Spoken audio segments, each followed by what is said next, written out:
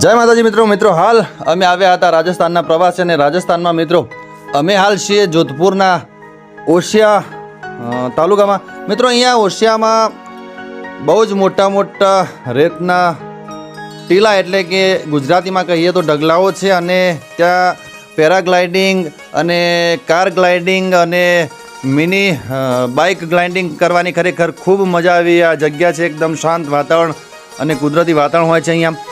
મિત્રો અહીંયા પિકનિક માટે ખૂબ જ સુંદર જગ્યા છે। અમે તો અહીંયા આવીને ખૂબ મજા કરી, તો તમે પણ અહીંયા આજુબાજુ જો આવો તો આ જગ્યાએ અચૂકથી પધારશો એ મારી નમ્ર વિનંતી। અને અહીંયા મિત્રો એક ઓશિયા માતાજીનું ભવ્યાથી ભવ્ય અને બહુ જ મોટું મંદિર પણ છે, તો ત્યાં દર્શન પણ તમે કરી શકો છો। અને સામે તમે જોઈ રહ્યા છો ખૂબ સુંદર પેરાગ્લાઇડિંગ પણ અહીંયા હોય છે, એટલે પેરાગ્લાઇડિંગ કરવાની પણ ખૂબ મજા આવી એવી આ જગ્યા છે મિત્રો। તો આવા જ સુંદર અને સરસ વિડીયો અમે તમને આગળ પણ બતાવતા રહીશું। અમે રાજસ્થાનની સફરમાં જે જગ્યાએ જવાના છીએ એ વિડીયો તમને બતાવવાના છીએ, તો અમારી ચેનલને ખૂબ જ લાઇક શેર અને સબસ્ક્રાઈબ કરજો અને ફૂલ સપોર્ટ કરજો મારી નમ્ર વિનંતી।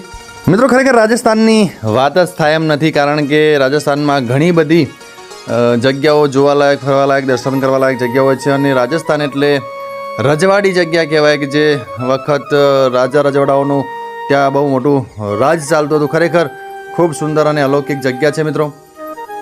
અમે તો અહીંયા આવીને ખૂબ મજા કરી, તો તમે પણ અચૂકથી પધારશો એ મારી નમ્ર વિનંતી। સામે તમે જોઈ રહ્યા છો પેરાગ્લાઇડિંગની મજા અમે લઈ રહ્યા છીએ। ખરેખર ખૂબ સુંદર અને અલૌકિક નજારો, અલૌકિક અહેસાસ અને ખરેખર વાત જ થાય એવી નથી મિત્રો। તો મળીશું આવા જ સુંદર અને સરસ વિડીયોમાં નવા લોકેશન સાથે। ત્યાં સુધી તમારા પરમ મિત્ર ભાગ્યેશ ગેડેને જ આપશો। આવજો બધા, જય માતાજી।